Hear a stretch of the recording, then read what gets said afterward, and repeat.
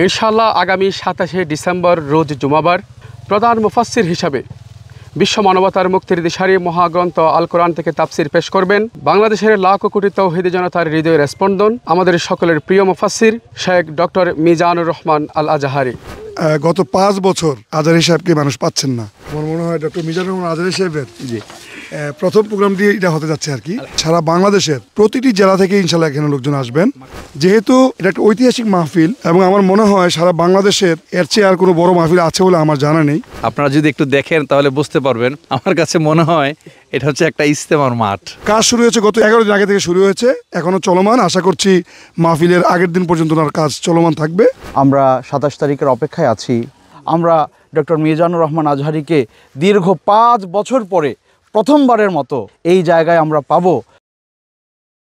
ইনশাআল্লাহ আগামী 27শে ডিসেম্বর রোজ জুমাবার অনুষ্ঠিত হতে যাচ্ছে বৃহত্তর সাবেক গোলদি তাফসির ময়দানে 8তম ঐতিহাসিক তাফসিরুল কোরআন মাহফিল।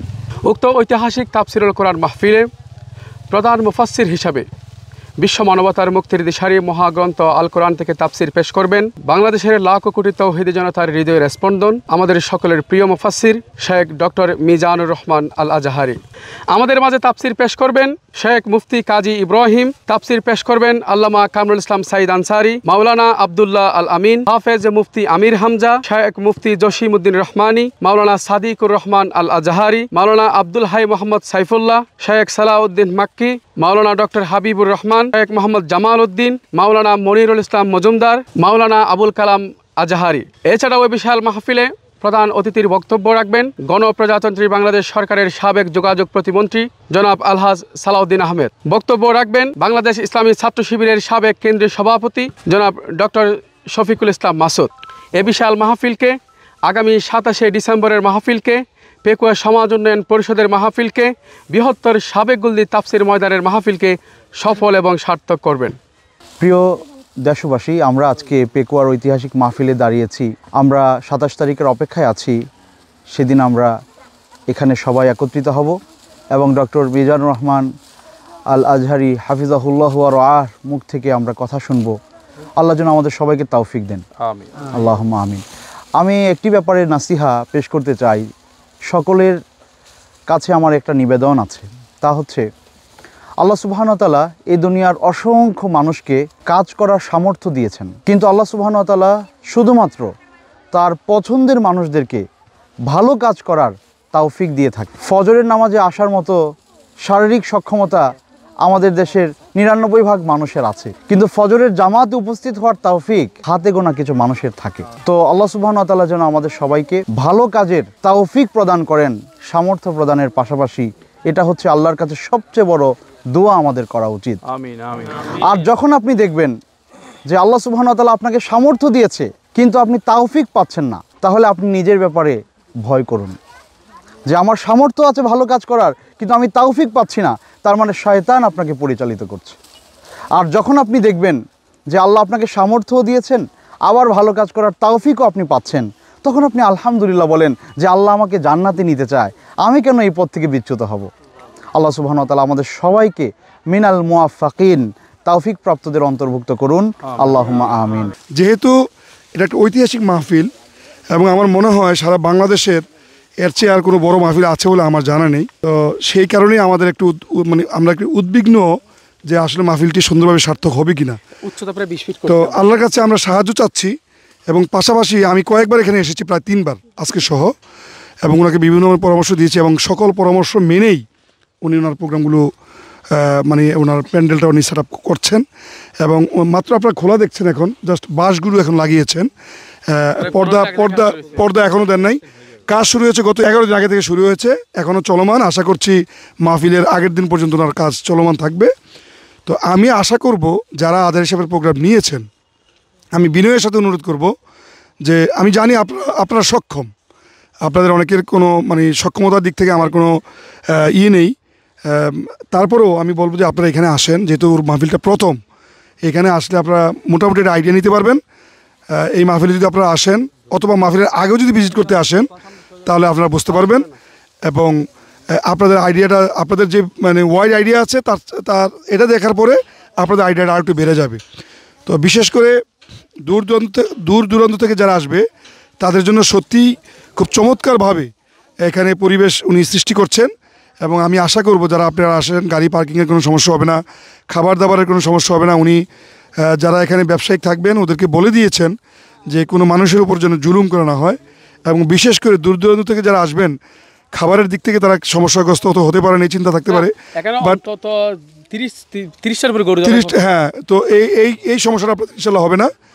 আর বিশেষ করে আপনাদের বিশেষ ওয়াশরুম, হ্যাঁ, এটা অনেকের সমস্যা, এবং মেডিকেল টিম থাকবে এখানে প্রাইমারি ট্রিটমেন্টের জন্য। এখানে মেডিকেল টিম থাকবে, তো আপনারা সেখান থেকে চিকিৎসাও নিতে পারবেন। যারা এখানে আসেন যদি কারো সমস্যা হয় আপনারা লাইভটিকে শেয়ার করে দিবেন, এবং পাশাপাশি আপনাদের বন্ধু বান্ধব যারা আছেন, যেহেতু কক্সবাজারের পাশে, তো অনেকে কক্সবাজারে ঘোরারও অনেকের একটা শখ থাকে, তো আপনারা যদি এখন থেকে একটা সিদ্ধান্ত নিয়ে নিতে পারেন, আপনারা আশা করি এই মাহফিলের পাশাপাশি আপনারা কক্সবাজার ঘুরে যেতে পারবেন। তো ঠিক আছে, আমাদের লাইভটি অনেক লম্বা হয়ে যাচ্ছে, তো আপনারা দোয়া করবেন। সবচেয়ে বড় কথা হলো উনি আরও আগে 2বার চেষ্টা করে আজাদ সাহেবকে এখানে আনতে পারেন নাই দাওয়াত দেওয়ার পরেও প্রশাসনিক কারণে। তো এখন যেহেতু উনি আবার আশা করেছেন, আপনারা ওনার জন্য খাস করে দোয়া করবেন যাতে ওনার এই প্রত্যাশাটা আল্লাহ পূরণ করেন। সে আশাবাদ ব্যক্ত রেখে আমি আমার কথা শেষ করছি। আসসালামু আলাইকুম রহমতুল্লাহ। সর্বোপরি আপনারা একটা বিষয় নিয়ে খুব বেশি দোয়া করবেন, যেন আমাদের এই সমস্ত আয়োজন, এই সমস্ত প্রোগ্রাম যেন হয় শুধুমাত্র কেবলমাত্র একমাত্র আল্লাহর সন্তুষ্টির জন্যে। আল্লাহ যেন আমাদেরকে ক্ষমা করেন, আল্লাহ যেন আমাদের উপর রহম করেন, আমাদের সমস্ত গুনাহগুলো যেন আল্লাহ এই ওয়াসিলায় মাফ করে দেন, আমাদের সমস্ত গুনাহগুলোকে যেন আল্লাহ নেক দিয়ে ভরিয়ে দেন। আর সর্বোপরি এটাই হচ্ছে আমাদের শেষ কথা, এই পুরো আয়োজন যেন শুধুমাত্র হয় আল্লাহর সন্তুষ্টির জন্যে। সবাইকে অসংখ্য ধন্যবাদ। আসসালামু আলাইকুম ওয়া রাহমাতুল্লাহ। আজকের বিশাল বড় একটি আয়োজন আপনারা সবাই দেখতে পাচ্ছেন। বিগত বছরেও ব্যাপক আয়োজন হয়েছে, তবে এই বছরের আয়োজনটা ছিল একটু ভিন্ন রকমের। আপনারা যদি একটু দেখেন তাহলে বুঝতে পারবেন। আমার কাছে মনে হয় এটা হচ্ছে একটা ইজতেমার মাঠ, যে চমকটি থাকছে। আপনারা সবাই দোয়া করবেন তিনি যেন সালামতে দেশে আসতে পারেন, দেশে এসে এই সমস্ত তাফসিরুল কোরআন প্রোগ্রামগুলোতে অ্যাটেন্ড করতে পারেন, এবং আপনাদের যে প্রত্যাশা এবং প্রাপ্তির মাঝে যেন কোনো ঘাটতি না থাকে। আপনারা দোয়া করবেন আল্লাহ যেন সব কিছু সহজ করে দেন, আমিন। পাশাপাশি যাদের সাথে আমাদের ইতিমধ্যে কথা হয়েছে এবং যারা প্রোগ্রামে অ্যারেঞ্জ করবেন, আমি আপনাদেরকে অনুরোধ করব তারা এই পেকুয়ার দিকে একটু লক্ষ্য রাখবেন। বা অনেকে আপনাদেরকে দাওয়াত করছে, আমি নিজেও এবং আমাদের সম্মানিত নিয়ামতুল্লাহ নিজামী সাহেবের পক্ষ থেকে দাওয়াত করছি, আপনারা সবাই আসবেন। আমার মনে হয় ডক্টর মিজানুর রহমান আজহারী সাহেবের প্রথম প্রোগ্রাম দিয়ে এটা হতে যাচ্ছে আর কি। পেকুয়াতে মনে প্রথম আসবেন ইনশাআল্লাহ উনি। তো এটা অত্যন্ত মানে প্রাণবন্ত একটা পরিবেশ। আমরা খুব উৎফুল্লভাবে আনন্দিতভাবে বলছি যে আমার একটা বিশ্বাস যে সারা বাংলাদেশের প্রতিটি জেলা থেকে ইনশাআল্লাহ এখানে লোকজন আসবেন, কারণ গত 5 বছর আজহারী সাহেবকে মানুষ পাচ্ছেন না। তো আমি আশা করব যে আপনারা অনেক খুশি হয়েছেন এই খবরটি শুনে। তো ওনার প্রথম আগমন এখানেই হবে ইনশাআল্লাহ। আপনারা এবং মাঠটা অনেক বড়, এবং উনি যে মাঠটা করেছেন আমি যদ্দূর শুনেছি লম্বায় 900 ফিট, লম্বা হচ্ছে 900 ফিট এবং পাশে হচ্ছে 470 ফিট। তার পাশে আরও এরকম ডাবল জায়গা অলরেডি ওর কাছে রয়ে গেছে।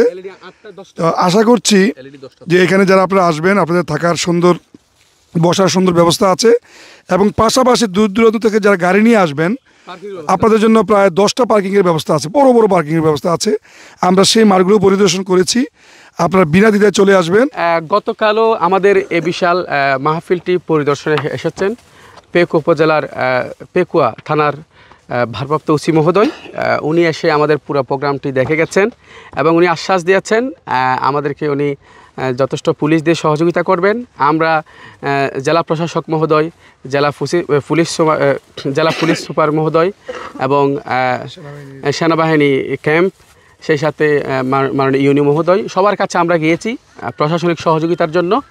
আলহামদুলিল্লাহ এবছর আমরা হ্যাঁ আমাদের ব্যক্তিগত প্রায় 600 ভলান্টিয়ার্স আমরা ব্যবস্থা করছি। আলহামদুলিল্লাহ সব মিলে কোনো রকম ঘাটতি থাকবে না, সেটা আমাদের আশা। আর স্থানটি আমি বলে দিচ্ছি আবারও, এটি হচ্ছে বৃহত্তর সাবেক গুলদি তাফসির ময়দান, যেটা পেকুয়া উপজেলা তথা কক্সবাজার জেলায় পড়ে। যারা দূর দূরান্ত থেকে আসবেন তাদের জন্য আমি লোকেশনগুলো বলে দিচ্ছি। যারা চট্টগ্রাম হয়ে আসবেন ঢাকা থেকে, তারা কর্ণফুলী টানেল দিয়ে, চট্টগ্রাম আসার আগে কর্ণফুলী টানেল দিয়ে সরাসরি বাঁশখালী রোড দিয়ে চলে আসবেন। যারা চট্টগ্রাম থেকে আসবেন তারা কর্ণফুলী ব্রিজ দিয়ে আসবেন, বাঁশখালী হয়ে। আর যারা ঢাকার বাহির থেকে আসবেন তারা ফৌজদার হাটের পরে বঙ্গবন্ধু টানেল ছিল যেটা এখন কর্ণফুলী টানেল হিসেবে পরিচিত। তো